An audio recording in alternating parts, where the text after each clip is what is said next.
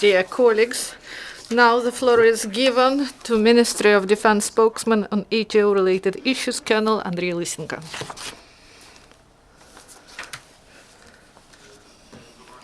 Good afternoon, dear colleagues. Now, the information about events in the ETO area during the last 24 hours. The situation in the ETO region remains tense. The enemy continued active military actions in Svetlodarsk Bulge there. In the morning till daytime, the militants delivered some artillery and mortar shelling and they made one attempted assault, and our servicemen successfully repelled this attack. After the attack failed, the enemy delivered 5 armed provocations with the use of grenade launchers of different systems.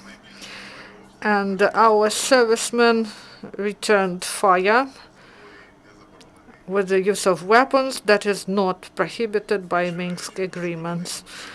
And another flash spot in the Donetsk area is Avdiivka production area. The militants started fire after sunset, and at that the enemy used small arms and mortars.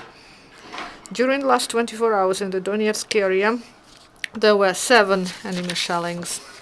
In Lugansk area, once again, military actions are in Popasna region, where there was lion's share of shellings delivered by the enemy.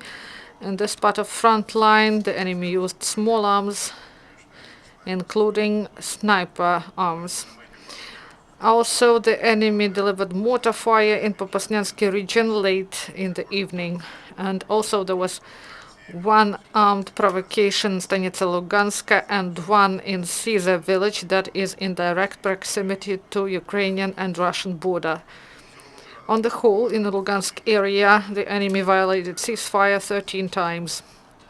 The Mariupol area, the number of shellings reduced twice, from 27 the day before yesterday to 13 yesterday, but the intensity of enemy fire does not subside. The enemy uses heavy weapons, including 120mm mortars and cannons of 122mm mortars caliber.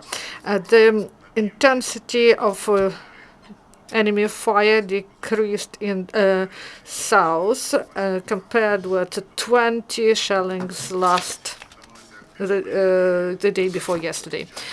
Also, military actions restarted to the west of the Kuchayevsk. There the enemy launched at our position 60 mines and repeatedly used armored vehicles and also carried out armed provocations with the use of small arms, and the occupants yesterday 3 times shelled Krasnogorivka with the use of mortars and grenade launchers. During the last 24 hours, in the result of the military actions, 2 Ukrainian servicemen were killed, 4 were wounded, and 4 shell-shocked.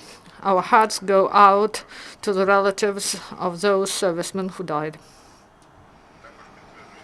Also, the information is confirmed that on the 18th of December, in the course of military actions in Svetlodarsk Bulge, 1 our serviceman got into enemy captivity.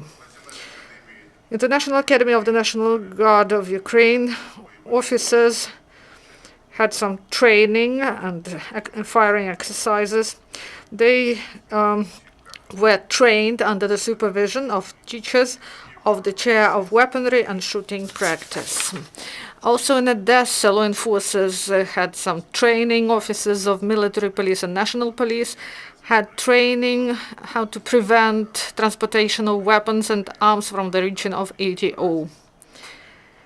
According to scenario of training, law enforcers found dangerous objects that were in possession of 1 of the servicemen, and the emergency response team confiscated the weapon.